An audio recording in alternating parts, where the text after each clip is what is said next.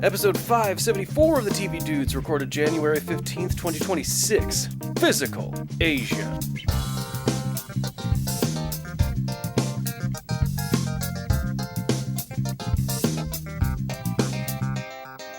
Yes, we are back with a new year and a new iteration of your favorite competition show, Physical 100. But now it's Physical Asia. Yeah. They turned it into more of a team show by inviting other Asian countries to compete. Plus Australia. Like I said, Asian country, Oceania.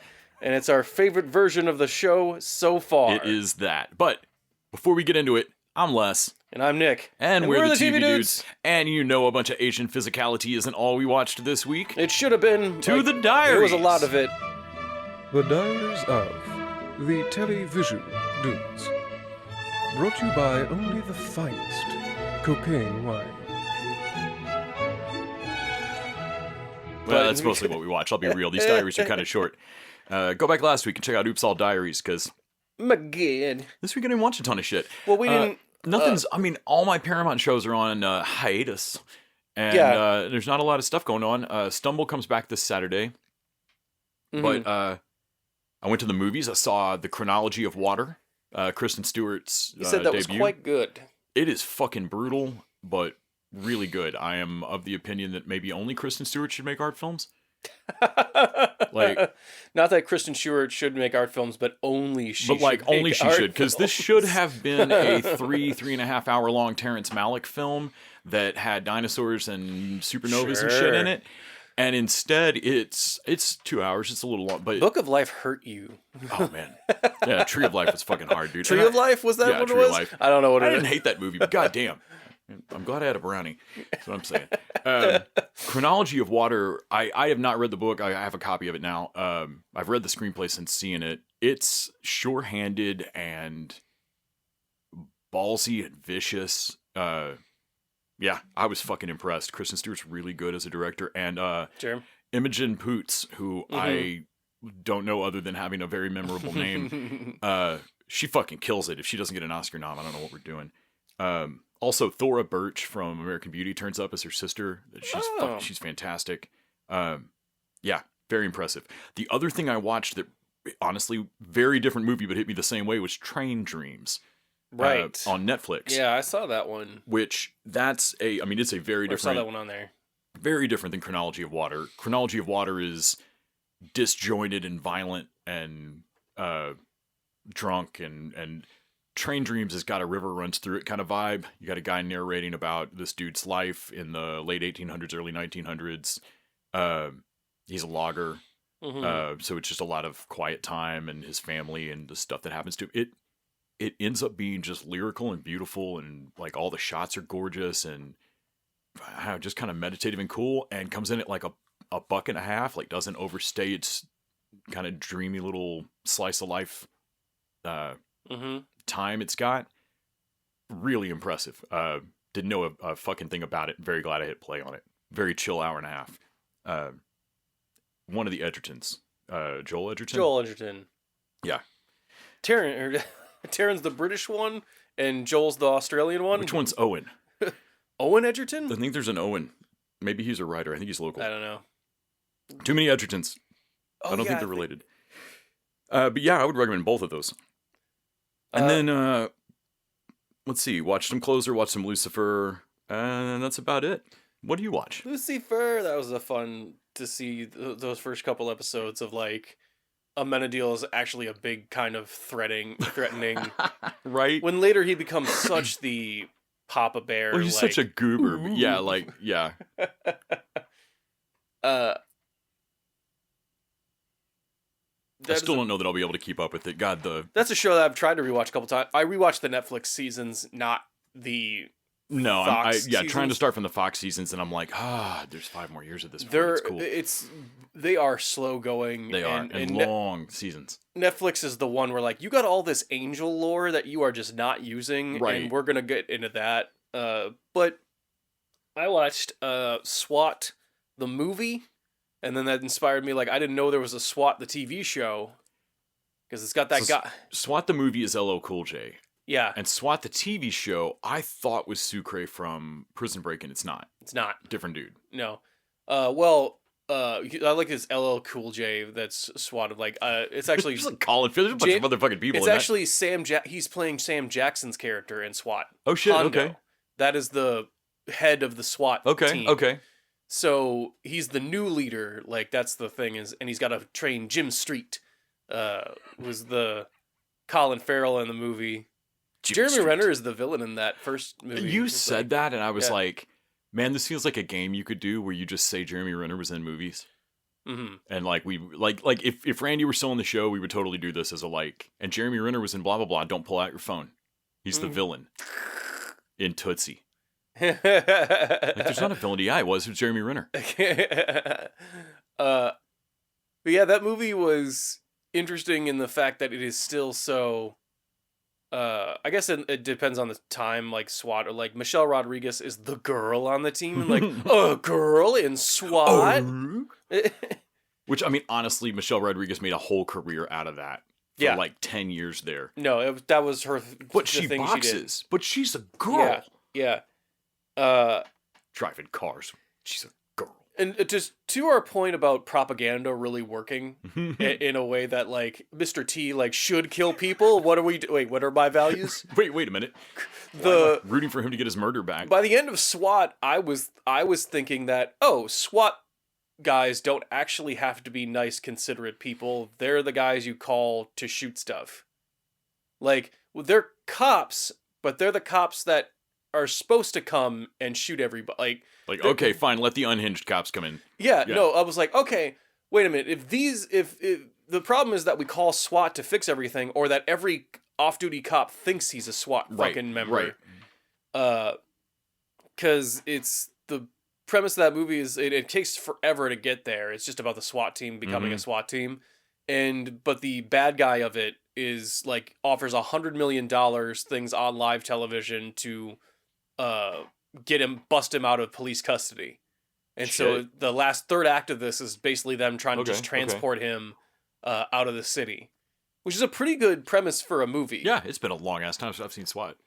Honestly, I'm like, man, I'd steal that exact premise. That's a great like. No, I love that, just like, especially in the social media age of like, no, I've got 1 million followers and I dare them to break me out of police. Like arrest Mr. Beast. But yeah, the show is genuinely shocking because you can tell they're trying to touch on hot button topics. Because the Hondo's the leader because his previous leader shoots an unarmed black kid during a fire exchange with a white suspect. So and you were like, he pops up from behind. So cover. The guy shoots at him with an Uzi in the middle of the street, like in a cross section, right? There's a lot of people around, and everyone starts to scatter when the gun goes off because at first they're just like a guy's running in the street, and then the gun goes off, and everyone starts to scatter. Yeah. And what's his name, SWAT leader dude, goes behind a car to cover from the fire, and as soon as the fire stops, he pops up and takes a shot, and you can tell it's too fast.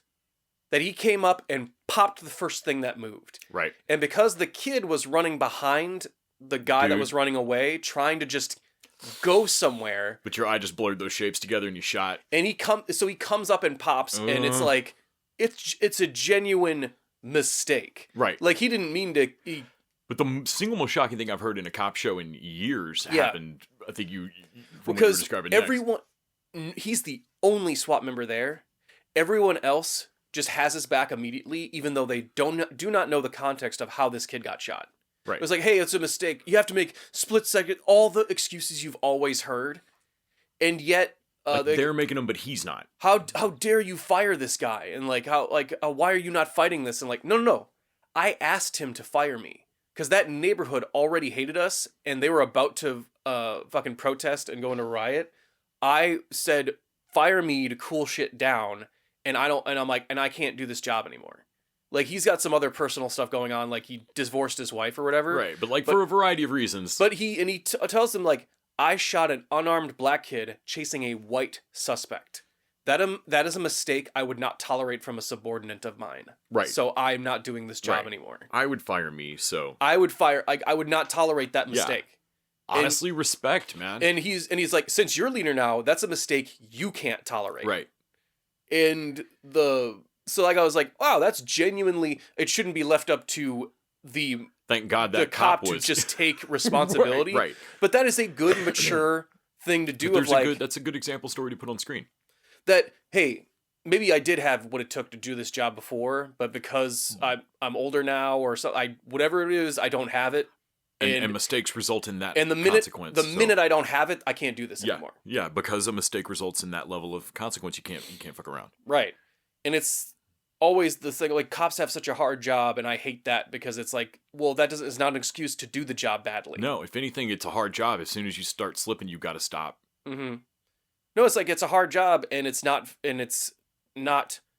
like, fair is such a dumb fucking concept. Right. I don't care what your idea of fair is. Fair is that kid not getting shot. Right. So if you're talking to me about fair, it's right out the window as soon as that unarmed kid gets shot. Right. But the rest of the fucking show is Hondo, the guy that plays Hondo, is hanging out with the kid through episodes. And it's like, I know what the show is trying to do. Like, he thinks try to take responsibility for this kid. But if you're a lawyer or a union rep for that cop, you're like, you cannot go near that kid. No matter what you are doing, and in your mind, this is some of it, even if you don't think it is, you're trying to get this kid to not sue the LAPD. Right. I don't care if you, like, oh, it's my responsibility to see if the kid's okay. I don't care if it takes years of therapy for you to understand that you're doing it. Yeah. Some part of you is doing that. Right. There's no, or shit, if nothing else, the optics of it are impossible to convince anyone you're not doing that. And guess what would take care of this kid? A lot of money from the LAPD. Right, hear me out. Like, there's your responsibility to the kid. Right. Like, are you going to pay for his medical expenses? Because, like, he spent quite a bit of time in the hospital. Anyway, yeah, it was... There's like 8 seasons at like 22 episodes of pop on this. It's so long. And they're not very... Other than that aspect of it, it's not very interesting. It's just cop show. Yeah. The first episode is them trying to... a bunch of bank robbers trying to trigger a race riot by the end. Mm-hmm. And they realize, oh, this hasn't been about race at all. And like, wow, I love that that's the lesson from the end of this episode, is that this was never about race. Mm-hmm. Well, speaking of cop shows, The Rookie. The Rookie came back with Prague, and we talked about that, I think. Checkmate.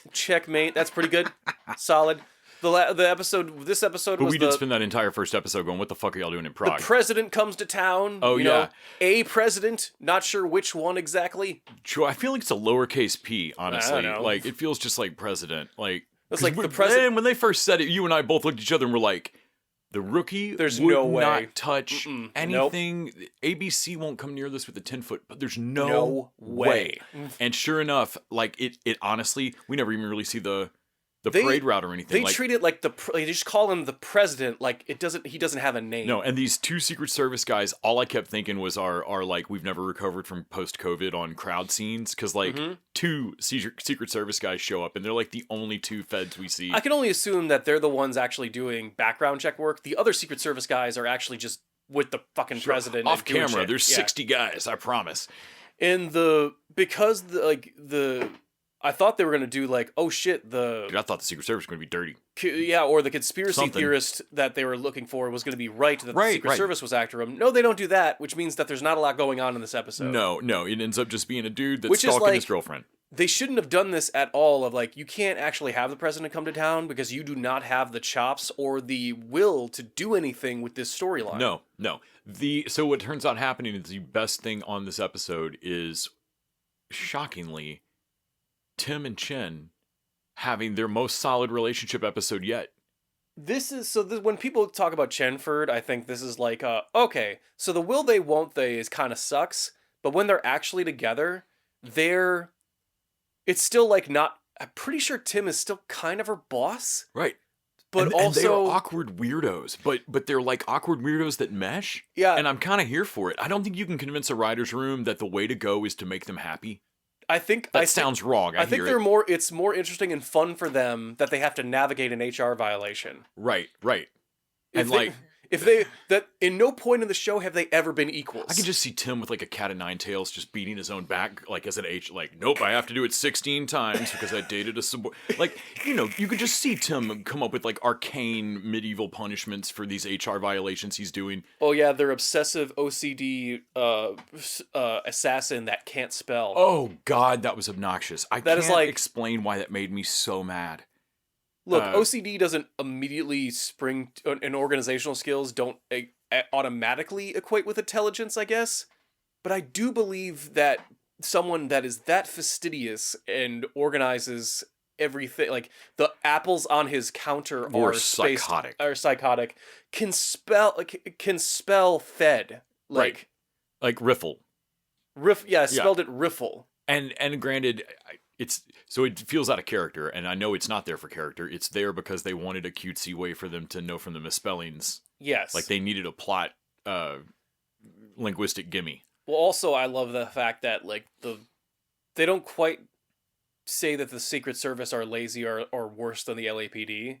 But the contention is that, like, well, one of them is not talking to Chen because I think he's a little sexist. Mm-hmm. But both of them are still talking down to all of us, basically, because we're lowly LAPD and they're Secret Service, and they think they're better than us. And I'm like, they have a good reason to think that. They're trained wildly better than you are. Like, guess who I don't see on the Secret Service team? A Schmitty. Right. Excuse me, like. You know that these Secret Service guys go to a lot of cities and they deal with a lot of dumb fucking cops. Right. But like, how many Secret Service guys are living in the RV park in the parking lot of their impound lot? Probably not having that happen. It's the same thing whenever feds come to town and the local police like, fucking feds or whatever, and the feds are mean. Right. And I'm like, I wonder why the feds are mean to you guys. Probably because you're hostile and dumb and don't do your jobs good. Well, and I always think of it as the fastidious cop showing up in Red King, and everybody's like, it's a murder. We'll get to it tomorrow. And like, no, I hate it here. You Mayberry assholes. Right. That's how whenever the feds show up in the show. When feds show up, it always makes me feel like cops are sad that a real cop showed up. Right. And we're saying that right now where the feds showing up is a horrible, horrible fucking thing. Feds should absolutely stop showing up at this moment. Right. Nationally. But on this show... but it's like, do you know how hard it is to become a Secret Service agent? And like, we were talking about like, oh yeah, Secret Service, like, oh, they're not cops. They don't kill almost anybody. Their job is to save a life. That's weird. Like, what's the... We don't do that at all. Obviously, we're going to keep watching the fucking Rookie. It's like, we were sitting there like rolling our eyes and starting to pull out our phones and like blah, blah, blah. And then something would happen where we fucking laugh out loud. Yeah, and it's like, God damn it, Rookie. Fucking shit. Show's not good, but it's also pretty watchable. Yeah. Like, so I also watched the first episode of The Pitt. I watched the first episode of that too. I'm glad to have The Pitt back. It didn't quite grab me it was hard to get back into for a second, but I realized real quick that better than most ensembles, I actually like almost everybody or I don't like them all. I flat out hate a couple of these people, but every time like we'd leave one thing and turn and I'd be like, oh shit, there's Fiona Dorff. Yeah, what is she up to this time? And had fun. I don't know about the new character they've introduced, the no personal space having... like Yale's Hospital's definitely been sold and it's going to get closed down or something. I don't know. Oh yeah, the guy that's going to replace chick that's going to replace he's like, Wiley. She's filling in for me while I'm on vacation. I'm like, she's taking your job, dude. Do you not see this? Yeah. She is definitely training up to take your job. Right. Well, at least she thinks that. Like, right. She wants to she wants to talk to you so much about this transition of like, hey, yo, it doesn't really matter if you're only going to take it for a week. There was and maybe the show's not doing that, but there was an immediate like, bro, you need to go talk to... I don't know, maybe she's just being professional, but and she genuinely has no personal space. It's fucked up. Like, there's a couple of times where like he turns around and is like, not that, Jesus! Like, get up off me, lady. Right. But yeah, I'm glad to have the Pitt back. Her suggestions are...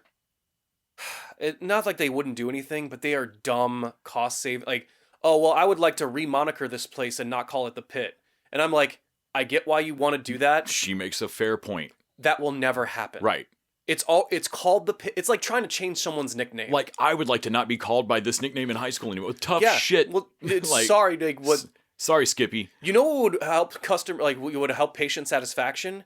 a better experience here. Right. Not what it's called. No, I'm sorry. Rebranding it as a pizza party. No. Actually and the fucking patient passport and shit. Even if this place became an actual miraculous place to work and everyone loved it, they'd still called it the Pit because of an honor of the time when it wasn't. Right. You don't get to pick the nicknames. I'm sorry. Like that's not how nicknames have ever worked. It's always the same thing of like when I hate middle managers and all that stuff because that is their exact job to like find solutions that don't cost money but are annoying and feel like they're doing something. I feel so the real wager for the season is what's going to make it extend, like what's going to keep them here past their shift. Well, it's the 4th of July. 4th of July. So I'm hoping we get some spectacular fireworks burn. Because I noticed that exact same thing too of like, okay, so they know I'm waiting for something. Right, like what's going to burst. And then I guess the only thing we got left to talk about is our bit of desserts. Yeah. Heading out to the wasteland into New Vegas. What the fuck a Death Claw is. Sure. And we get a little bit more info on this. So I just watched Fallout maybe 30 minutes ago. Right. Well, we haven't talked about the last 3 episodes because we didn't lift it off our Oops All Diaries. Right. So we have 3 episodes. So much Fallout to talk about. But so we saw from the Legion on, I think, where you saw, and it was so the 2 Khazars. Khazar? Caesar? Yeah. like again, you can't change the nickname. This is a lost cause, Lucy. Stop arguing. So I think that's German. I think you're looking for the, you know what? I'm just gonna leave it. So I noticed here that you were running and then she looks around like a work camp and just charitably try to Well, God, she rescues that girl, carries her in, and they just murder her. They just kill her so hard. Like, that was pointless. And because the ghoul had been telling her the whole time of doesn't matter. Fucking stupid. It's stupid. So her getting wounded and getting strung up on that cross and him saving her and everything, and then dragging her over to the New Confederate, whatever the shit they are. The New California Republic? New California Republic, that's what it is. Yeah. So dragged her over there. I love that they're like, yeah, we got some medicine in you. It's a fucking apocalyptic wasteland. It's not meth. They just gave her a lot of meth, whatever the fuck space meth is. Yeah, Bofidol or whatever the fuck it is. Yeah, and I love that she's chattering a mile a minute. Hey, yo, man, have you ever been hungry but not for food? Also, is it hot? But am I itchy. Dying? But I'm also dying and I'm itchy. I have itchy dying, but in my eyes. Well, you see, you're addicted to drugs. Oh, I see. Well, that's not good. I don't want to do that. I'm never going to do drugs again. I'll swear off. I officially swear off drugs. Okay, well, that didn't take. I love her immediate, Her immediate. Whoa, that didn't take. Oh, that didn't take. Oh, I really need the drugs. Give me the drugs. You got drugs? Give me drugs right now. And then her immediate, as they're in a firefight, and okay, so we're going to duck down. Also, while you have a second, do you have any more drugs? And then him, hey, addiction isn't funny, Les. I heartily disagree. I heartily disagree. Fallout's proved me wrong there. I was you once. I have now seen the humor in this. When he tells her, oh yeah, you want to go get Addictol. So I love that he just has more drugs to give her at first. Right. And then he gives but she's not good at being, man, he's going out and getting wasted on drugs and everything. But again, she's annoying. Like everything else in the Fallout universe, their stim packs and Bufidol and whatever, it's all magic. Right. Hey, did you get addicted to something? Well, I have an addict-away. Hey, do you have radiation poisoning? Well, I have Rat-away. Right. It's they have a magical... Well, and he even tells her, all that poison that's in you is just going to get it right out of your system. And damn, it does. She throws up so long. And I love that she's like, well, I'm done with drug. Window. There's a little left in there. She threw up so long, I was like, man, is there a hose? Because it's an uninterrupted cut. Oh, it's so good. It's so good. I critique. I'm way too picky about vomit in movies and TV shows. I also loved her going into the store where she gets the Addictol and sneaking in the back and basically robbing the place and then almost getting caught and looking up at the picture of the guy that runs the store and looking at this dude in front of her and going, are you Sonny? No, he left town. So he's not in that barrel of body parts behind him? So that's not him in the barrel there? Because that corpse is naked. Right. Yeah, lots of naked guys come in here and try to rob the place. It happens. Like, and his clothes are like 8 sizes too small for him. Mm-hmm. Like, but I love that she steals a fucking, whatever they call it, thunder fist, rocket fist or whatever. Yeah. And I kind of forgot about it for just a second. But before we get to that, the everything Kyle MacLachlan's doing in New Vegas is insane. And in this latest episode, he's finally got his mind control back of the neck thing. I liked going to the cut again to really sell it not happening, like the explosion of the blood. Like, no, that was perfectly done. The show it. Always has it fucking down. And like him just reprogramming that dude as his manservant now, John Daly.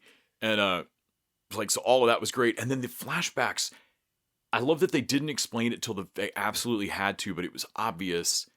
Robert Morse has been paying a body double to be him in public for a decade. Yes. Like, since he got famous. It's living. Yeah. And, like, I loved it, like, how long you been pretending to be that guy? Yeah. Like, Walton Goggins is a fucking national treasure, dude.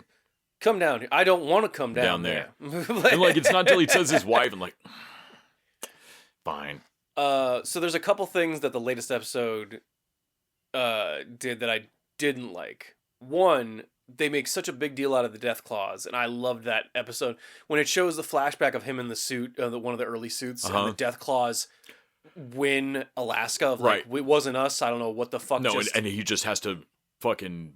No one's gonna believe him. Mm-hmm. Like if Bob House hadn't been watching through his comms. Yeah, and so the next episode starts with a death claw, and it's like, oh, and then they're gone. Like, no, and there's people just living in Vegas, like, them fucking things. Yeah, and I'm like, what kind of wall did you fuck-ups put up that thing can't rip apart? Right. So, like, the only thing that works is that death claws just for some reason don't want y'all. I don't know. And I don't know what they're about. And then it did a thing that I thought. I was so in love with the decision that his wife and the company Vault-Tec start the apocalypse. Mm-hmm. I actually think that's great. I thought like that's a. I don't need that turned back into a mystery. And then they turn it back in a way that like I think there's a third party here because it's like the house always wins, but am I the house? And when he realizes like what the fuck is a death claw and who made it? Yeah, no, that he doesn't know what a death claw is, and I'm like, that's interesting. That's interesting. But I don't need that mystery person to be responsible for... No. Because that kind of ruins the reveal of the first season of, like, that they're responsible for killing the world. The way I would have gone instead is to leave the death... Like, I don't know who's making those, but that means we need to accelerate our time plan, because if there's a wild card in the mix, then we need to do our plan before whatever they're doing. Right. That's because he's going to make himself into a robot, basically. Right. And so that he can protect New Vegas. And protect New Vegas. And I was like, yeah, because one city's going to be enough to do this. And then there's the other Volts people that are running around with Lucy's brother that are on whatever their mission is. Because one of them was Bud's assistant, so he kind of knows what the next mission. He knows that their 3 vaults were a weird fucking experiment.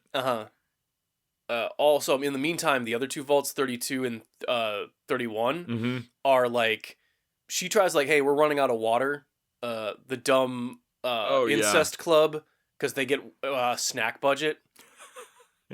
To get him off her back, she agrees to an unlimited snack budget during a time of rationing. Yeah. And then everybody's suddenly at his fucking group, and that dipshit is so desperate he won't see it. Mm-hmm. Like, he just thinks you will not take this away from me. And, like, he's running down the hall with, like, 2 water cisterns. Well, he must see it on some level, otherwise he wouldn't be running to get that water. Right. He knows that's... Like, he knows it deep down, but, like, not... It just This is what's making him important. Sad. But also, their overseer is talking to... Like, they meet up in a mysterious thing with Bethany, or whatever her name is. Right. And is like, so 33 is empty. So it's just us, huh? When he later on goes to her to report it. Man... Well, I was like, oh, he knows what's going on now. And then I was like, yeah, I don't think that... are fucking useless. So I guess that doesn't make a difference, because he doesn't know what to do. It it makes me realize why Dale Dickey was like, "No, you gonna die out here, girl." So, yeah, because like Vaulties are so soft. I would like maybe it's just because it's McLaughlin's daughter or whatever. But what makes Lucy different? Like Lucy is useful. She's just naive about stuff. Right. And maybe it took her dad being the betrayal that happened. But every other fucking dumb vaulty fucking I can't make a right turn if it's not two lefts down there is fucking useless. Right. I mean, so I'll report it to the overseer. But that's you. Well, that'll be quite easy, won't it? Really convenient then, yeah. Man, he needed and then he comes back around to say another thing, and I'm like, dude, shut the fuck up. No, walk away, dude. Like the fact that you are not getting that the solution here is to get rid of you is... Right. Right. I'm amazed you make it back out of this office, dude. You know if she could have figured out a way to kill you and clean it up real quick, she would. Mm-hmm. Yeah. Yeah, I'd fallen behind a week on Fallout, and then I'm so happy to have caught back up. I thought the end was pretty interesting, where basically the ghoul gets a blackmail offer of like, I got your wife and kid. Sure would be a shame if their stasis failed. And they're frozen, and I would and it could be a lie, but ghoul can't really call the bluff. Can't call the bluff on it. And for as long as that fuck's been alive, he's been looking for this vault. Yeah. And hasn't found it. So it is in New Vegas, but hidden. Right. And so he does not know where it is. And I got him looking at Lucy and going, so I brought you here to bargain, and this is the bargaining. Yeah. Sorry, kid. This is why. Well, he was maybe not upfront about it, but realized that we're here so you can talk to your dad, and I have another leverage over your dad. Right. That's why I'm along. The reason I think he's a national treasure and the reason to pay this man whatever money he wants is that fucking bar scene. Before she comes in, after he tells the bartender to shut the fuck, just stop talking. Mm-hmm. He's sitting there flashing back about his wife and getting the weird news from Bob Moore, and drinking in the elevator and it does how long's this guy been alive and how many bad memories does he have? And they go to Vegas and it's the flashbacks, and Henry fucking, Kyle MacLachlan is there, with a fucking soup the nuclear I guess football. I got more important and I might be a target for assassination now. And yeah, he doesn't really know. He doesn't want to murder Bob House, but he does want to stop all of this. But also he doesn't at this point he doesn't even know if killing Robert House would stop any of this anyway. And something about the birth of his daughter moved the Doomsday timeline up a month. According to House's predictions. Whatever happens, though, they don't have that cold fusion, because that was the whole thing that they had. That's what they're waiting to get. Something this weekend fucks that up. Yeah, the Reclamation guys have to remake it or whatever, or redo it. So something after he gets hammered drunk in that flashback and rides the bomb bull Slim Whitman style. Mm-hmm. Bob doesn't get the house doesn't win that, and they.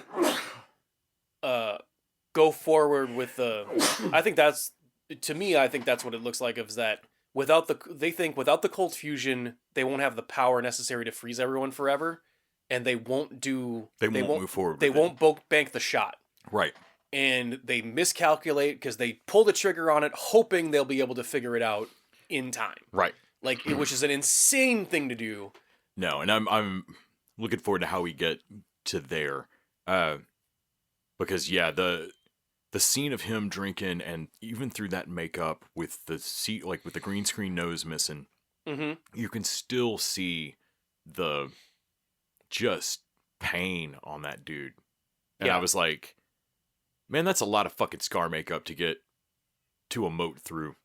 Right. Good on Goggins, man. I'm so fucking glad this guy came. It's like go back 10, 15 years and realize you're in a world where no one knows who Pedro Pascal is. Sure. And going back to a pre-Shield world where we didn't know what a Walton Goggins was. Mm-hmm. No, really pre-Justified, I guess. He was on the Shield, but we all met him on Justified. Right. Well, Shield got him Justified. Right. Basically, we should really use this guy for another like bigger role. Like, and somebody finally went, man, put him in leads. Man, I want to go back and watch. I didn't finish it out, but the widowed dad sitcom he did. Oh, the Unicorn? Because the first few episodes of that, it was an immediate like, shit, he's also funny. Yeah.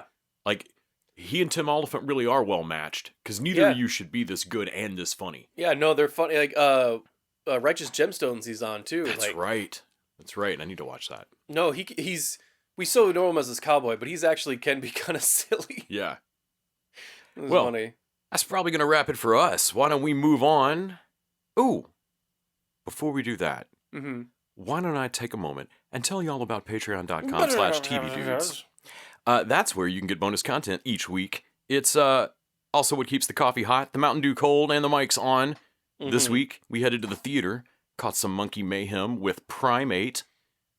We had fun, we had thoughts, we tell them all to you over on patreon.com/tvdudes.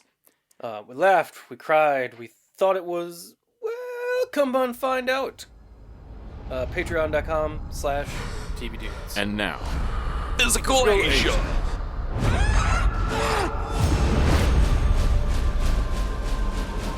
We're representing the country. And it's going to be an all-out war. Go, go, go, go, go, fight!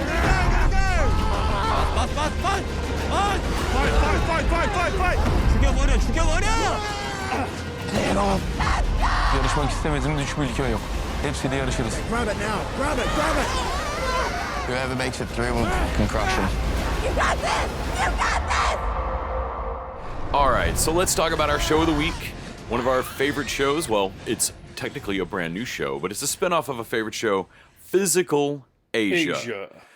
So Physical Asia is a South Korean reality competition series on Netflix. It's a spinoff of Physical 100 and was announced following the conclusion of the second season. The series features 48 contestants from 8 countries across Asia, as well as participants from Australia and Turkey, representing a broader Pan-Asian and transcontinental competition. They competed for the title of the Ideal Physique and a grand prize of 1 billion Korean yen, which is about $700,000 as of October 2025. God knows what it is now. Following the announcement of Physical Asia, they're also going to expand into the United States and Italy. Cannot wait. Man, look at this poster for Physical Asia. What the fuck? Thank you. Okay, I'm not insane, right? Sorry, this is not good. That's terrible radio. podcasting. I'm sorry, That's not but good radio. But it's the letters of to Iwo Jima shot. Yeah, it's the flag of Iwo Jima shot. Yeah. Weird. Interesting. Okay. The battle for the flag has begun. Physical Asia. I guess we don't have the moratorium on dudes putting a flag up on a thing. But that's that shot. Like that's. But it's at the exact angle. Yeah. That it is. Anyway, weird. That's weird. Physical Asia fucking rocked. We obviously fans of the pod know that we love Physical Asia. Physical 100. As John Paul, I think, put it, I love hearing you guys be excited about Physical 100, even though I'm never watching that show. John Paul, you now know how it feels to be us. Whenever you talk about a thing. I love hearing you be excited about it. I'm not watching that. Because we don't know what the fuck you're talking about most of the time. Physical 100 is awesome. Physical 100 was even a Patreon request from, I forget who it was from, though. Yes. But it was a Patreon request. Oh, was that Danny? Anyway, Patreon request that someone had us watch, and yes, fantastic fucking show. Physical Asia. So Physical 100's first season was better than its second season for reasons we've clearly gone into on previous episodes. Physical Asia, this is their best so far. Oh. This is the strongest iteration of the concept. It's a cool title, Physical 100. 100 people's too many people to fucking start with. Even though you cleave half of them off at round one, it's still that whole first hour you can't figure out who to track at all. No. And so this starts out immediately like you see the countries, you got Korea, you got Japan, right. And you're immediately like trying to figure out like well who's going to be good at this kind of stuff, who's going to be this kind of stuff, who's going to be their leader. and then all of the things that make this show great, generally, like the competitions. For me, what fixed it from season 2 is that I felt like season 2 was too geared towards pure strength, and not agility or speed or any of the other constitution or even endurance as much. Like any of your other stats you've bothered to roll, right? And this one, your DM is just letting you run a bunch of stuff with your strength stat, right? And this season, I really think that they lent like they had more competitions and weird. I love all the giant weird set pieces that really benefited the team that would adapt and figure out what they were going to do and try different plans and practice it and think through like when you rewatch season 2, like watching Amadi, his killer skill when in season 2 was that he adapts. Right. And man, watching Korea this season, you don't think about it during a lot of physical shows, but there is a mental component to the just mathing out the most efficient way to do a task, and 2, the physics of any lifting of any object or moving of anything heavy, and how the shortest distance between 2 points will allow you the greatest force. Like there's like there was a lot of people there that were just casually like, oh yeah, and just rattled off basic like how long's the rope on that? Oh, okay, well then that's too heavy for us to pull. We need to get as far away from the pulley as possible, and there we go. It's like tug of war. The more distance will reduce the amount of force we have to put on it. So this starts introducing all the countries. Right, we got South Korea, Japan, Thailand, Mongolia, Indonesia, Turkey, Australia, and Philippines. Yeah. So Philippines has Pac-Man, has Manny Pacquiao. Yeah. Australia, Oceania, which I took a short little rabbit hole trip down, I guess rabbit fence. Well, when they were introducing people, you and me were like, they saw the flags. We saw the flags first, and I was like, "What is that? A Union Jack? Is that Australia? Is that Australia?" And I went to you, I'm like, well, that can't be Australia's flag. I mean, because like Asia's a continent and Australia is a continent. And, right. And I was like, and then then Nick and I both had a moment of like, I went to public school in the States. Know. You went to public school in the States. Are we sure do we know our continents? We both did the look that you'll give of like, am I a moron if I say this, or like what is this? But Australia is not Asia, right? Am I weird in saying that? Like this feels dumb to even ask. And then fucking some dude named Robert Whitaker comes out. Right. Literally everybody else has a name that I'm gonna have a hard time pronouncing. And I'm like, wait a minute, Bob. Bob Kim should not be Dong-hyun. competing on physical Asia. This is weird. Right. And then Bob. Yeah. But yeah, apparently that is part of an oceanic, the continent itself that Australia is on is the Oceania. Yeah. And there's a scattering of islands. And them in New Zealand. I'm saying this like people listening aren't like, and New Guinea. Les, you're dumb. Yeah, and apparently for sporting purposes, at least sporting events, they are included in a lot of trans-Asian, like purpose of sport. International Asian sporting events. They are included in a lot, I guess. Yeah, it seems like basketball and soccer and all sorts of things. There is also, we won't get into too much of the politics, but there is a weird like, when they're introducing everyone and when they name the teams, there is a like, oh, interesting. They don't say South Korea. Oh, like it's just Korea. They said it once when they finally won, like at the very near the end, but they say Korea and not South Korea. Like, okay, and then they're just Korean. And there's no China team. It's Mongolia. Yeah, they drilled down to get And I feel like there was a split hair in the producer's room here. I've said this so many times watching it. I would absolutely watch a like single. It doesn't need to be a lot, like a 1 hour documentary on how the fuck they make physical 100s. Yeah, because there's some logistics involved in translating and weirdness. Just all of this, building these sets. I want to know. I want to actually admit, rewatching might be interesting because I didn't really realize. That's the refs wear. I love it. Because I should have realized earlier. I just kind of thought that they all spoke a little bit conversationally. No, but there's but a this point season, where it really comes up a lot. there's a point where Korea wins a challenge and wins a map, Mm-hmm. and then starts to read it and like, oh no, keep quiet. We don't want to read it. Say it out loud. And I forget if it was like Sun a Mahdi or somebody's or like, Yoon Jin. I think Yeah. might have been like, no, they can't. They don't speak speak fucking Korean. Korean. Yeah. Oh yeah, that's right. and they did, like, there's no argument. Like, oh yeah, Oh yeah. I forgot. dude. I said that to you in Korean. Yeah. Forgot the. Yeah, But yeah, fantastic. Turkey shows up with a big old hairy dude. Australia has fucking a parkour guy. That's Recep Kara, wrestler. Yeah. Mm-hmm. And Eddie, their big Samoan looking man. motherfucker. So for as much as I did not want Australia to win, and spoilers, they don't. Do not. I love Australia's team is hard not to love, dude. Like adding them in, I was like, well, they can't win Physical Asia just because that'll be confusing headlines. But also, god damn it, if they aren't a fun addition here.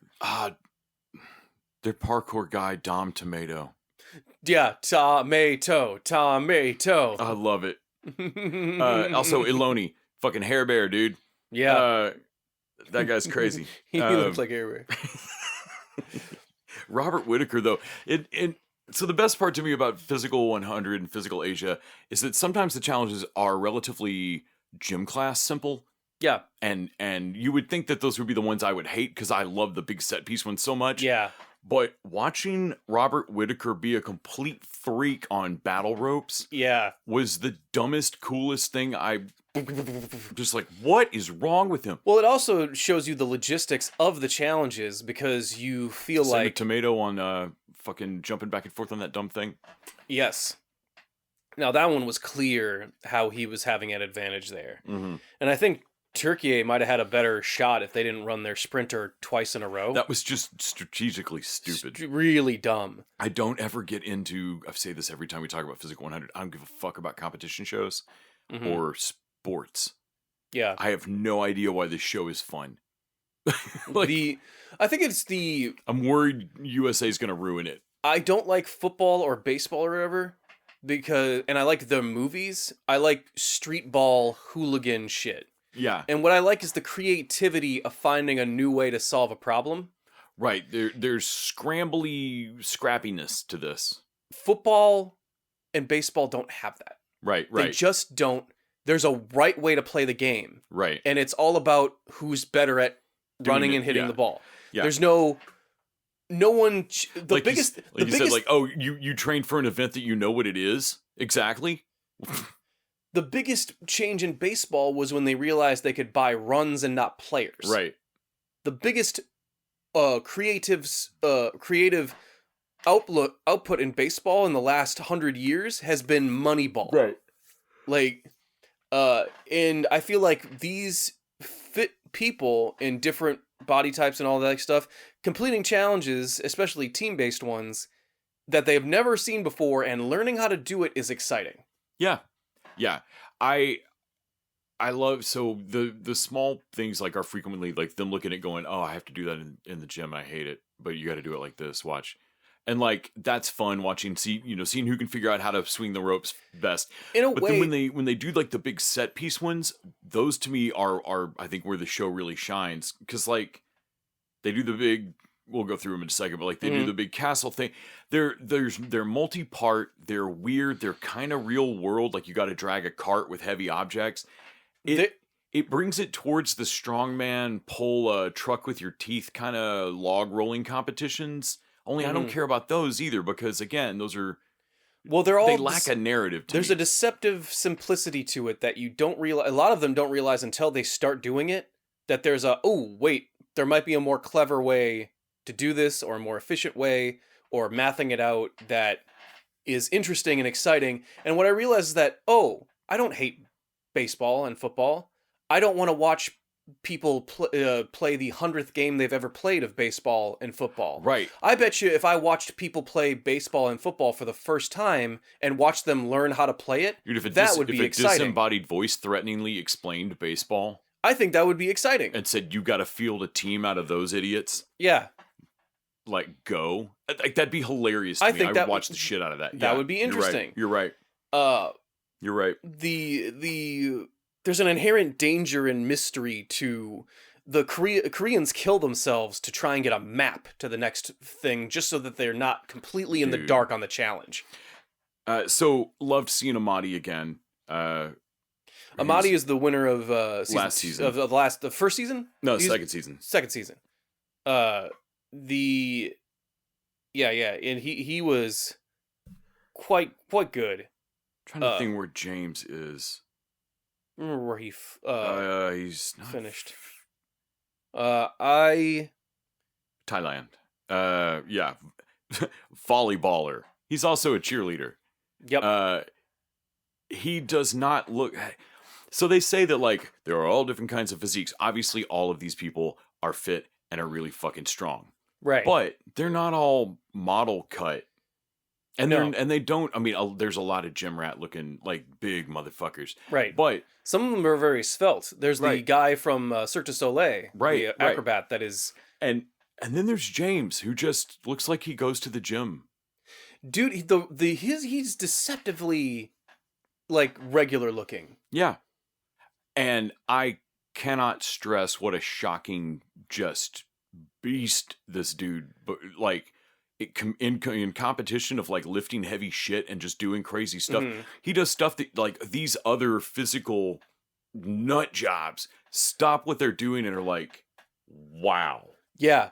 Is that the cheerleader guy? Well, he's also screaming while he's doing it. Oh, just like a maniac. Well, also, James is doing it while also being very effeminate.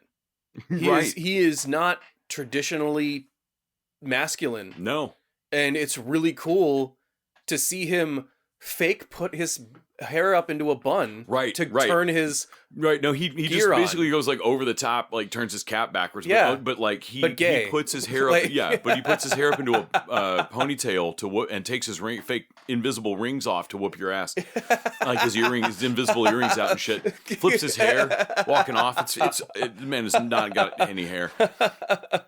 So the first quest was Territorial Conquest, which was just fucking capture the flag, but like you had to keep running up these little hills. Yeah, it was King of the Hill kind of thing. And that was interesting to see. That was the first time I realized that this season was going to be extra fun, is because the fucking Jeepney bus, Jeepney bus, which must be a public transportation thing in the Philippines. Yep. Because the Philippine team basically just created a big interlocked arm mass to knock over people on their pedestals, which like totally worked. And it just surprised the shit out of everybody. Which they needed because Korea was, again, smart, where they locked arms and just sat in the middle and sat down, dead weighted themselves on that thing, so they needed to be pulled off. But that one came down to... But no one fucked with Australia. Right. Like, Australia got at least in round one. Yeah. Like literally in round one, like no one fucked with Australia. They are huge. And then in round two, it's Japan and Turkey. And then in round three, Turkey. Like, they fucking destroyed in that one. Turkey came out, they pronounce it Turkey on the show. I'm not really sure. It's hard to stop now. I don't know. I heard it so many times. It's called Turkey. They chanted a lot. But they did so well in that opening round that they seemed like heavy contenders. But Japan was also smart. They eliminated themselves down to one person, but their one person on that hill in the sudden death was their female wrestler. Yeah. And it was like, oh shit. Yeah. They wrestled that other girl right off. More so than the previous seasons in this one, you really get the other team standing, like your other teammates standing around yelling stuff and giving tips and tidbits, and it allows people to figure more things out. Yeah. But it also has a lot more moments of like, hey, so there's no way out of that lock, right? Nope. Cool. They'll like just check with somebody like, hey, so I've done some wrestling, but you're a wrestler, right? So there's no way out of what she's doing to her right there, right? Yeah. The first big thing that they did, like, set piece was the shipwreck. And that I had been waiting since season 1 for another fucking boat. I don't know. Shipwreck. It's just just dumb. So the shipwreck salvage, you had like a person on ropes in the sky moving boxes back and forth, and they weighed like 50 kilos. And then you got all these fucking sandbags that are like 20 kilos apiece. And you're like, really you're just trying to fill up fucking weight and beat the other person or other teams in weight. But like everything good in Physical 100 or Asia, it's got a lot of little things you're not thinking about. And the first one that you and I clocked, armchair quarterback, and I can't stress enough how much I couldn't do any of this shit, is that, hey man, y'all are wasting time moving these boxes that are really hard to move. I think you should just be getting a fuckload of sandbags. So many teams did it to where the point I'm like, do they not know how many? Did they not tell them how much the things weigh? Literally, like right after somebody goes, Team Korea went. Team Korea went. Okay, so the boxes are 50s. That means 3 sacks are more than 1 box. We should focus on the sacks. A lot of these sacks are tied together in groups of 3. Huh. Yeah. And even Korea abandoned that near the end. It didn't matter at that point, but they started to use boxes at the end. But Korea destroyed. Seriously, in that round. Just destroyed. The weight difference that they got was fucked up. They did like 2,000 kilograms or some shit. Like unreal. And still nobody quite figured out what they like. Right. I mean, I think a couple other teams afterwards were like, okay. Some people, like, Australia was pretty efficient on how they moved their crates and their sacks. They were very efficient about it. Mm-hmm.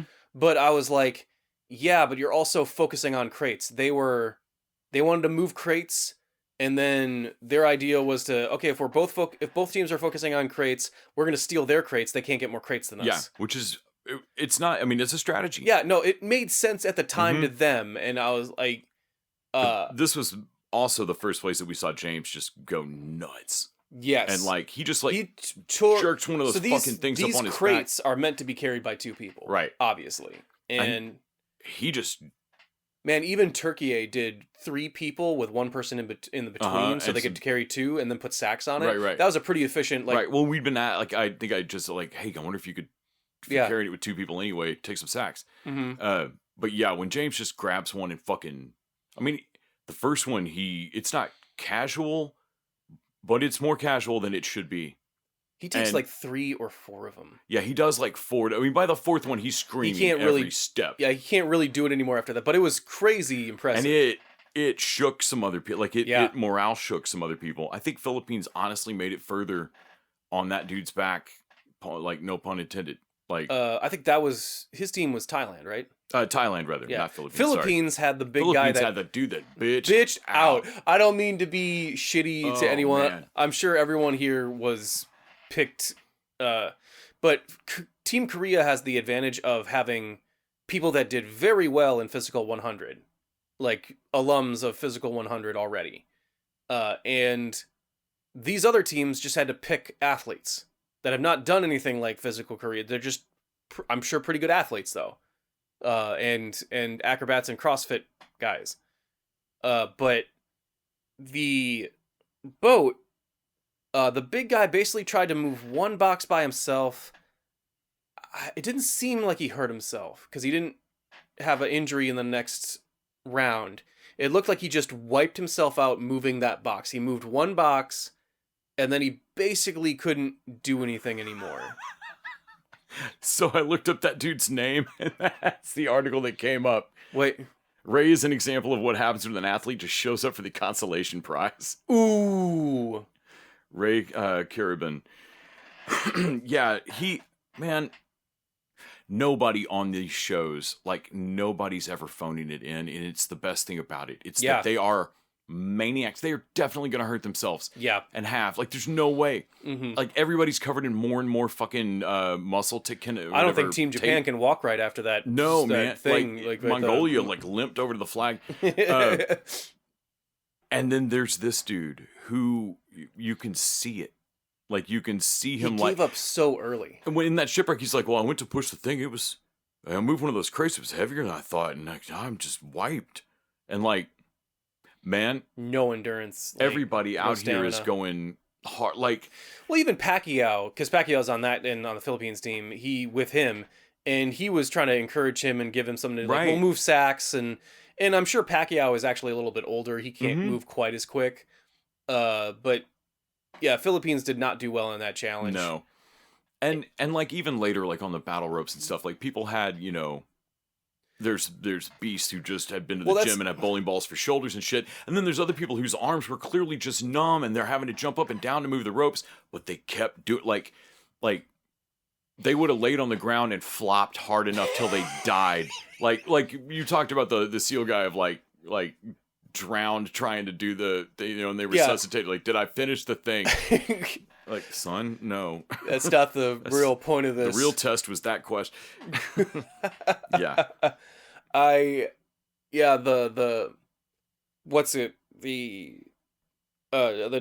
ship challenge basically forced everybody into a ball match that I still think people were kind of treating that one wrong too. I would have definitely batted that away or ditched possession because it only counted on how far it was in sudden death on if it was on everybody your side. got to sudden death, and then the rule changed. Except James. James fucking dunked that bitch. But most of the teams got to sudden death where the rule changed, and it changed from like trying to keep away a ball from each other to where the ball was itself. And so like then cool, you could throw that bitch then. Like you could just throw it. Who was it? There was that guy that was up against Japan. I don't know if it was in Philippines, or Thailand, but he was so fast he got around the Japanese captain and basically whiffed it at the final thing. Bounced it off. Oh, that was heartbreaking. Yeah. You had a chance to be a hero and you blew it. Oh my God, that was unreal. He's so fast. Yeah. Every one of these things is crazy fun to watch. I really can't explain how, like, weirdly into the narrative of this that you can get, and the editing of it is really nicely done. Yes. Well, also there's a psychological element to all the physical 100 seasons and stuff. Because I like that shipwreck challenge.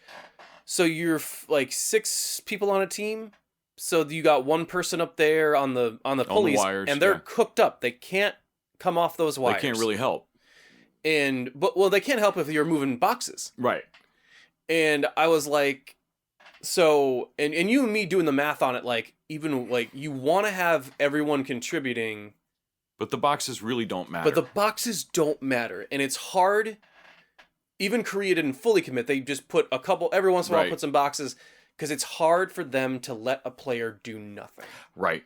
So many of the times the like, haha, figure out moment for these things requires them to not try to be the strong, like not show out. Yeah. And it's funny because like it's their blind spot so often. Yeah. And so that like the winning thing of this team becomes like in the first season, was it Sexyama that's like building the bridge. Yeah. And he crawled like a baby across the bridge. And everybody else was like, I'd make fun of him if it weren't him. I rewatched that. No one copies him. No one does. Yeah, we talked about that at the time, I think. Crazy. No one copies him. Won them that challenge. And you can see what he's doing. Like, you see how it's working. The center of gravity and how it advantages. Like, no, it almost no-brainer. So this one has, like, sack toss and hanging endurance and snow. Is it the Australian girl in hanging endurance? Australian girl, yeah.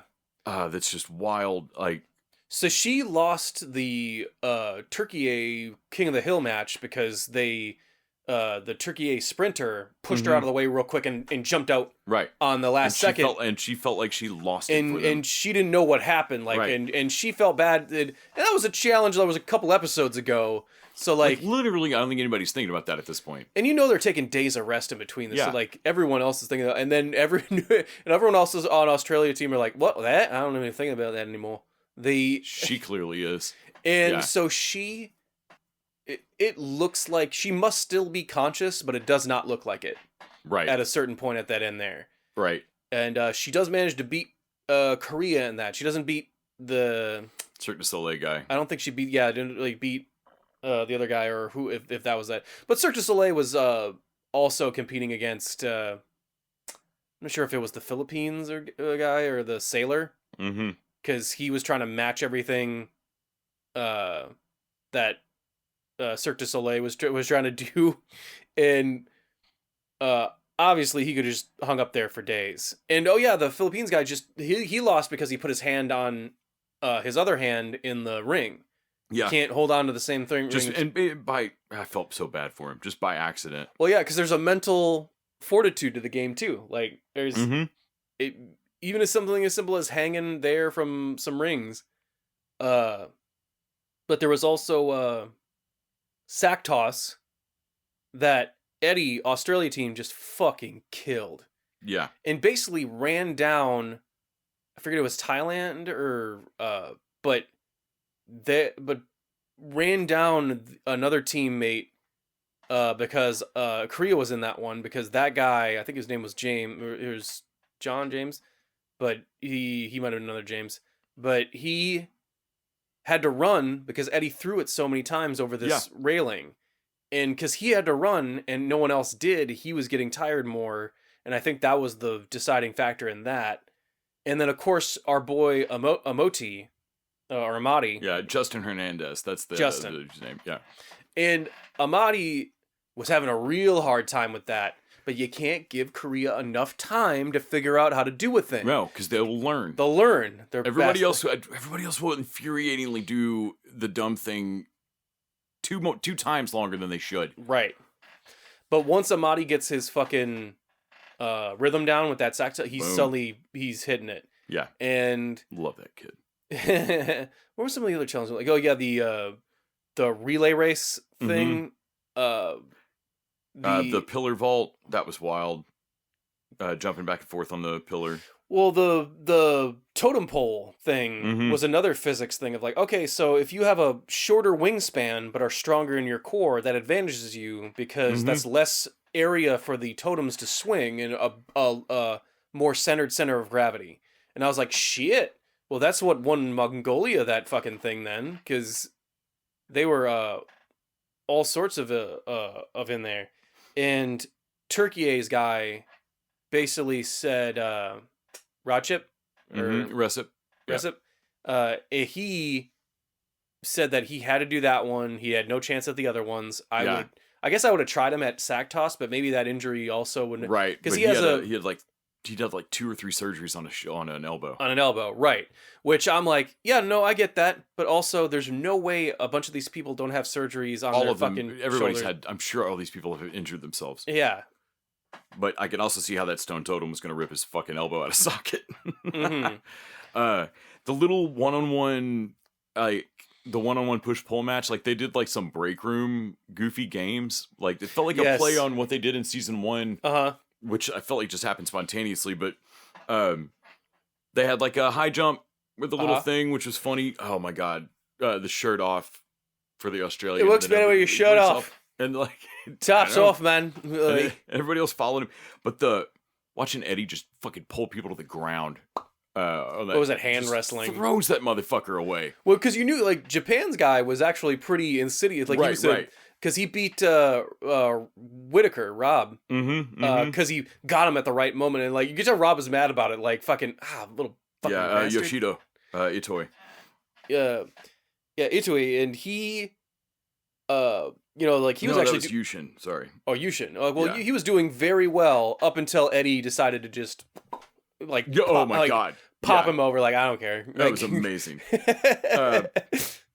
So the battle ropes we talked about, those were super fun. I love that kind of shit. The next big set piece, the castle conquest, that to me is like Before we get to, I wanted to tell the battle ropes was not that much in of itself a interesting looking challenge. But there wasn't really much going on technically. What it led to was the escape out of hell. Yes. 3 like the drag death match. Yeah, and see now this is where Korea, I don't know if they have the best physique, but they are fucking clever, because they saw this CrossFit thing and they were like, okay, Australia's probably got this. Let's put our weakest members on this. and then hold Amadi, Minjin, and Shotgun. I forget his actual name. Stun Gun. His name is his nickname Stun Gun. Let's hold them back because there was going to be a sudden death match, and they banked off whatever the next challenge would be. You'd only be allowed to use the 3 players you kept in reserve would be important. Right. And I still think they would have had the advantage just because their 3 strongest people were fresh. Right. But they were dead right. But that paid off. So after this big. battle rope thing, which really it was some CrossFit competition shit. Well, Japan stole that one shockingly. Australia put all their strong guys on that because and it looked like they were crushing it. They did not care what the death match was going to be because they were like, we'll fucking kill this. Yeah. But where I think they fucked up was that it's a relay thing. Again, yeah. Because you can go 5 rounds in the first time, and then it was the 4 in the next round. And from what I saw, I couldn't actually see the actual numbers or whatever. Yeah, editing around the numbers a little. Hair Bear is pretty good. Robert Whitaker looked like he was the one that was putting the gap on people. Right. When Eddie was on Japan, like some other teams actually were starting to catch up. Right. But they put Hair Bear on twice. By the first time that didn't matter because since it was 5, Hair Bear and Rob got to go twice. Both got to go twice. When it was 4, it was just Hair Bear. And to me, I was like, and they didn't want to switch up anything because they crushed so early. And I think Rob should have gone twice instead. I think Rob should have gone twice. I think, and the difference was only about 30 or so. It wasn't huge. Yeah. It was not a huge, or honestly, they could have just put one of their, hedge their bets, put one of the girls on the CrossFit thing. Because one of them is a CrossFitter. Like, one of them does the ropes, right? Mm-hmm. I'm confused what CrossFit is. But then they could have at least used Eddie for the push thing. Yeah, in round 1, Australia beat Japan by like 200 or 150. But in round 2, Japan took it with like 50, like really close. It was close. That's the difference. I think that Rob would have made up that difference. Or even if they didn't, at least if they had used one of the girls, they would at least have had Eddie to push the thing, because Australia was like, well, it didn't look like it, and you could tell that they're a little bit madder than the other teams. Like, it should tell you everything. Like, so Japan stayed basically the same between round 1 and 2 on the battle ropes. Mm-hmm. Australia lost like 350 or 400 between the two. Yeah. That's just fucking fatigue. Yeah. So yeah, then they move into that death match with the pillar push where they gotta drag these balls around, which is basically similar to what Amadi won. Yes. With in season 2.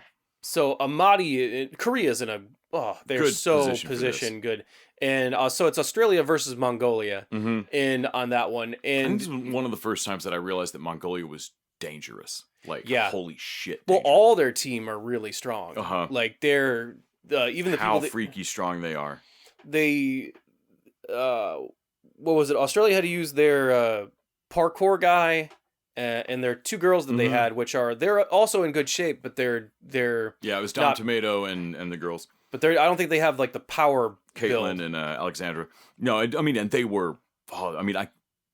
They're all in better shape than I've ever been in my entire life. And kudos to them for being able to speed up at all when they realized Mongolia. They throw bursts, and it was a couple times where they caught. It was back and forth for a while. It was not for Korea. They won by like 10 laps or some shit. But South Korea hit 100 and stopped.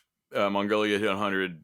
Australia was at 96 when they hit 100, so they didn't finish. That's when they were eliminated. So then we moved on with just Mongolia, Japan, and Korea. And that was the castle. Castle conquest. After the running treadmill thing, which again Korea fucking destroyed. Oh my lord! Yeah, so they go for that. We mentioned earlier the map bonus. Holy shit, Amadi can run on a treadmill. Yeah. God, well, I mean, that was the opener of season 2 was the treadmill. Like, he's got an endurance focus game face thing that's really the clincher of his physique. Well, and then what they did was they decided, everyone else was like, well, we're going to lose time on the switch. So the trick is to not switch as often. Yeah, you had 2 people basically trying to run as fast as possible on a manually running treadmill, like you're the only thing moving it, for 5 minutes, 10 minutes, something like that. It was 5 minutes. 5 minutes. Yeah. But you have two people, and you can switch as often as you want, but you're going to lose time in the switch. Right. Or lose laps. And so they just wanted, like, okay, so the Japan used their baseball player and another teammate to try and just do some endurance running, basically. But when they saw, and this is why you got to listen to your team, and that's why I thought Japan fucked up, because at least their baseball player was bad at that. Mm-hmm. He was so focused on doing a thing, he would not listen to his team until he saw a thing. Right.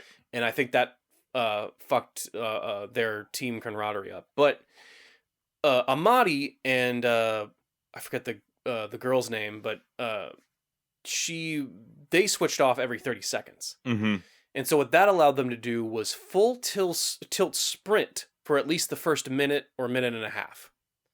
And that put such a gap on them that the other teams did not realize that soon enough and tried to switch more often, because that allowed Amadi and her to really full dash sprint longer. Mm-hmm.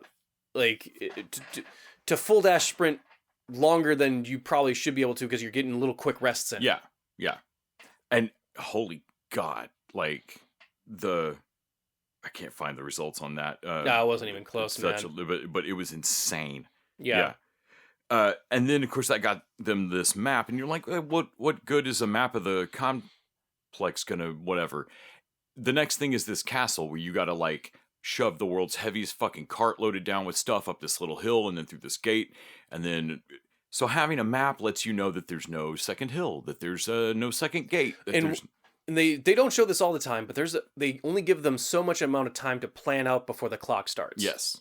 And because they have the map, they can start to formulate a plan earlier. It is at least a 1 minute. That's at least 1 minute of the difference in their time. I think is them having at least a plan going in, because other teams, like, they might scramble and make up some time, but they're wasting time going, oh fuck, we forgot to do the...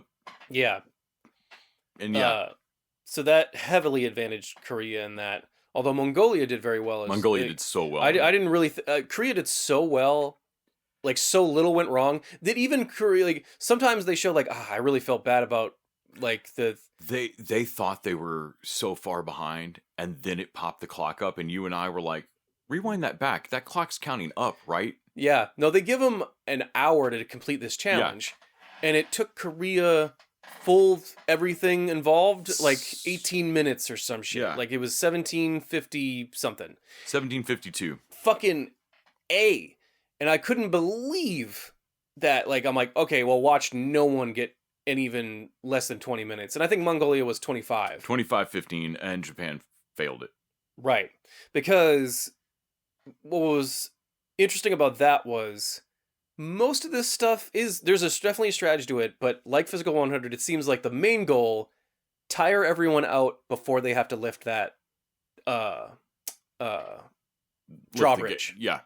Because that drawbridge is a wooden gate, but it has to be thick enough to hold that 2-ton cart. But they all run up to it like you've already done the goal, and now you got to run over and touch the button. And that's not what it is. It's a last giant heavy thing to fucking lift. Yeah. And it's crazy heavy. Yeah, some of the teams think they're done at that point. And that South Korea just immediately, like, physics, long rope. The long rope, there, so the farther back we can go, the easier this will, yeah. Our crazy raid-looking motherfucker from Mongolia. Yeah. Should really learn his name. I love him. He comes up with a plan that none of the rest of them understand, but they have nothing. I love that they're like... They have no other idea. You can tell that they think they don't understand and they think he's talking nonsense. Yeah. But they all go for it. Yeah. Like, they all actually do it. They're all frustrated at first. Like, I don't understand what you're talking about. This is dumb. But they're doing it because they don't have another idea, and all of a sudden he uses the battering ram as a weight ballast. Which is stupid heavy. Yeah. And I was like, shit, that at least puts you on some force and to get this started.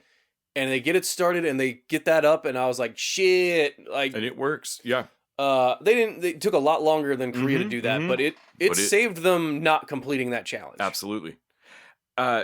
So just those teams, South Korea and Mongolia, move to the final quest, which is all-out battle. Mm-hmm. And this boiled shit down to just like the wall pushing match is so dead simple. Yeah. And was so frustratingly, I don't know, these things are like live action board game. God, that sounds so nerdy. but like you can see the strategy of it and the like them trying different shit. You have these 3 tracks and they're trying to shove these boxes back and forth. The boxes are heavy as fuck. And you would think like, well, all right, so we'll break off and go shove that one down there and then they won't have enough. No, these teams are too evenly matched at this point. Right. And also, it's easier to hold a position than it is to take one over. Right. So basically, where they end up at the start is usually where they are near at the end. Mm-hmm. It takes quite a bit of force to overtake a team. You got to be significantly stronger. When they're showing the rules, they put a little graphic up that has like these huge amounts of like moving back and forth. The box is this far, and then you'll get that. And like, it's a game of inches, folks. Yeah, no, it's so fucking. Well, it's either that or they. By the first match, Korea figures it out. They focus on 2, and they don't know what to do because Mongolia is pushing them back in the middle, and the middle one's the biggest one, so it's the hardest one to move. But it has the most space on it. Like if it was a tie, I think it's based on how much space. The box is wider. It's heavier, but it's also taking up. Yeah, it changes the math on it. So, and Mongolia is so strong.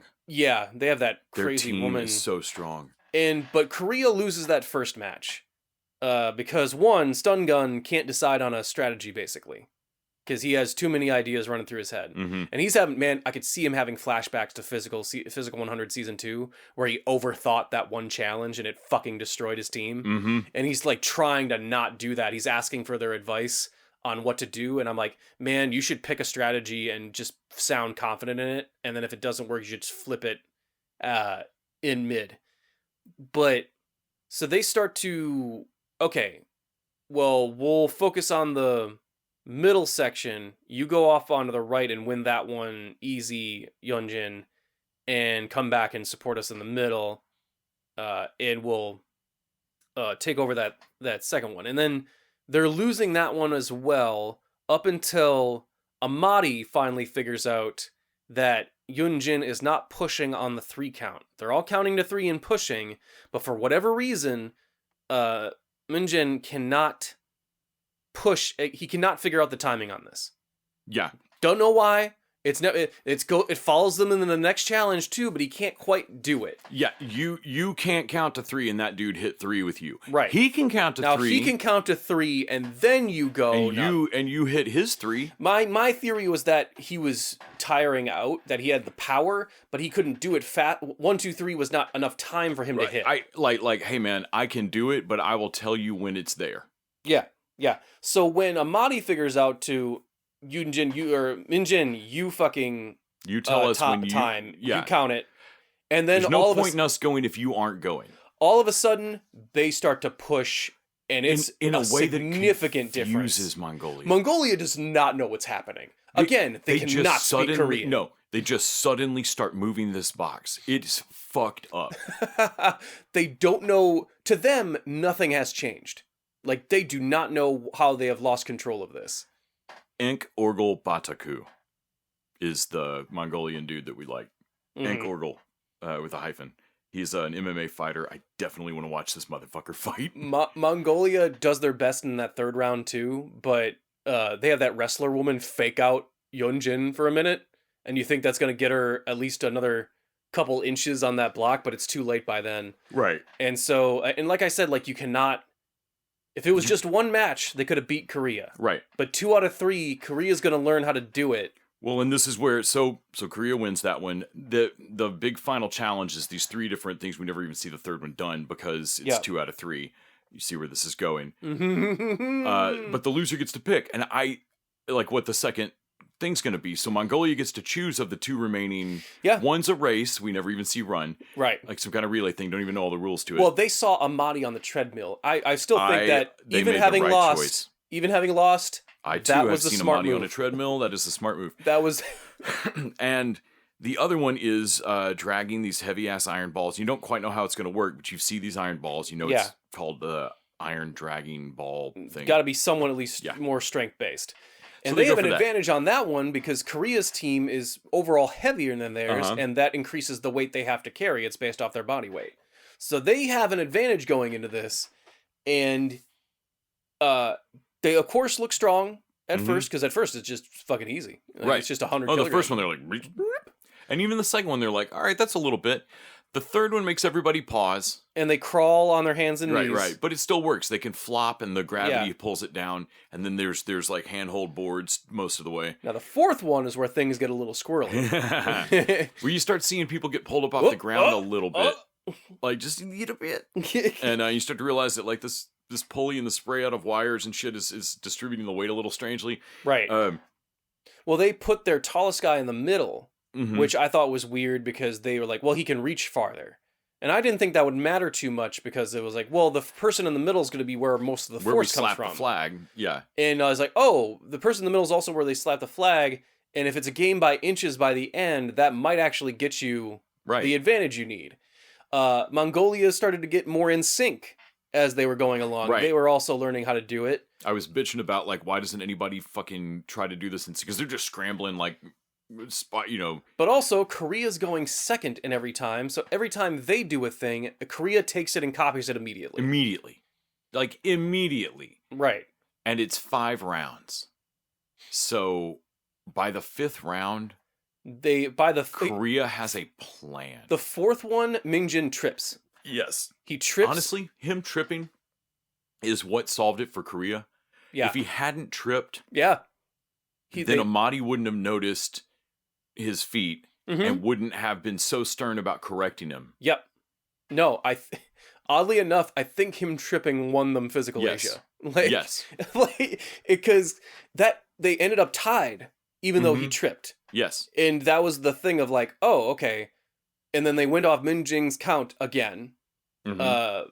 Only this time, like, hey man, if you slip, because you might, he's like, well, I only felt like, don't fall on your stomach like that. Well, I only felt like that because my feet slipped. Right. Okay, Right. and I like that he does the next thing you got to say there, which is when Right. that happens again. Yeah. Here's what we do instead. I'm not Dig just yelling at you to do it and don't do that. Mm-hmm. Here's what to do Dig instead. up with your foot and Yep. apply pressure with your knee so you can get, because there's a planks down there, so it's kind of like a ladder. Right. You got to look at it like a ladder. And Mongolia ran into the trouble in the fourth round because they ran out of rungs right before there's only so many before they They get didn't have there. the reach between the last. So they gotta rung, go the last couple inches without the and they didn't have plank, and it took them forever. and they Right.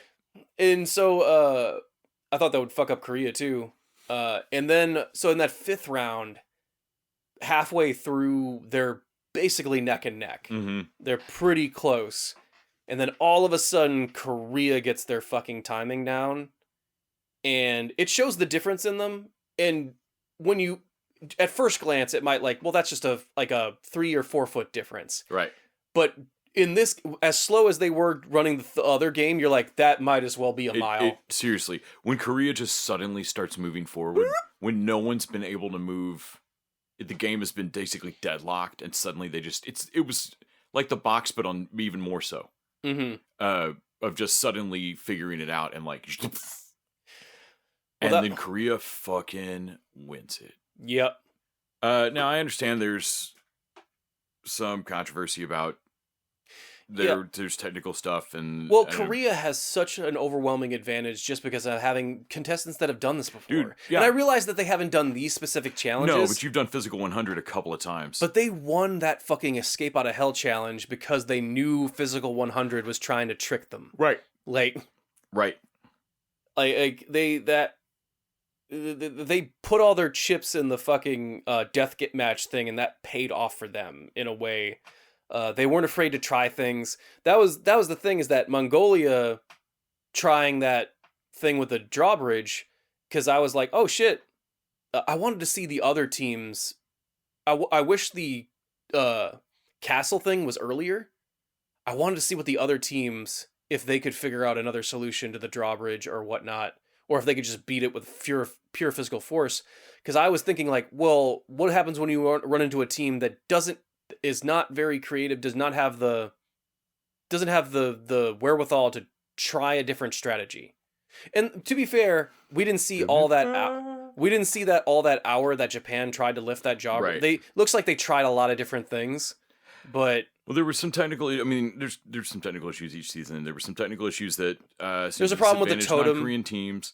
There were some. We noticed that like, did the time change there, or did the rule change there? And there were some time change challenge change elements.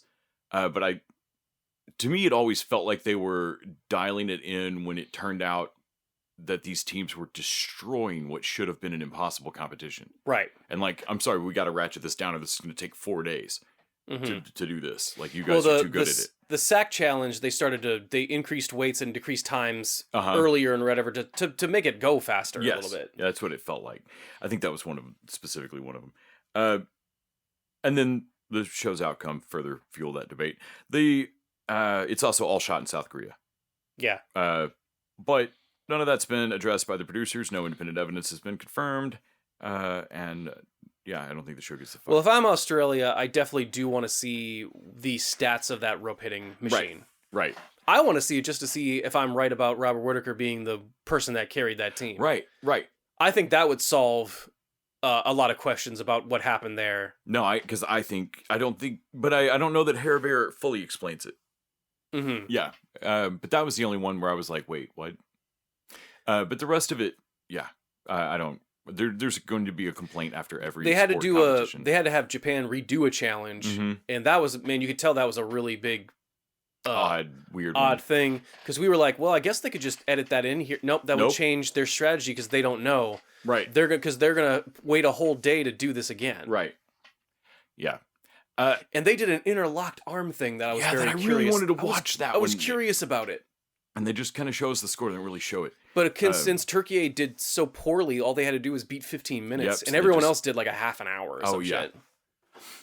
Overall, best season of Physical 100 so far. Yes. Now I'm excited to watch South Korea go visit Mongolia. Yes. The Korean team's going to Mongolia just to hang out. Well, that was a great... So they have a fucking dinner. Last Supper thing with them across from each other, which was like... I was like, wait, they're not going to share culture or share meals? No, they just kind of shit talk each other a little bit, but in languages they don't each understand.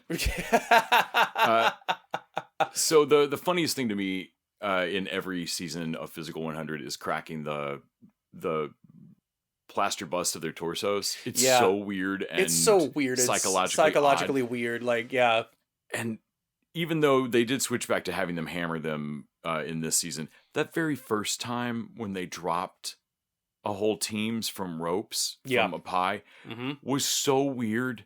And I was reminded immediately of like, for this being the friendliest sports show ever, it's run by psychopaths. Right. Like it is run by some like kingdom looking like black wizard. Well, they're the ones that have put like in the first one, they put the bottom half and with the top half up on top to look down on them, just for the psychological element that people there like, so I know that they only did that so that I have to look up at the winners and I want that fucking I want that freaking bleacher. It's working, you sons of bitches. Bitch. Yeah. So I would say everybody's competitive challenge for the week would be to go watch a bit of Physical 100. Physical Asia is really where I'd start. It's badass. And I can't wait for Physical Italy. It's gonna be. I'm so excited. Well, that's probably gonna wrap it up for us this week. Yes. You head on over to Patreon and check out the amazing thing that we're talking about there. And until next time. TV Dude's out, but you gotta smash your torso on the way out. On the way out, yeah. Smash your pod bod. Oh, that's not going to be a torso. It's going to show off really well. Who wants it more?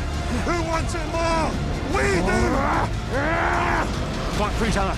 戦うために勝つために生まれてきた民族。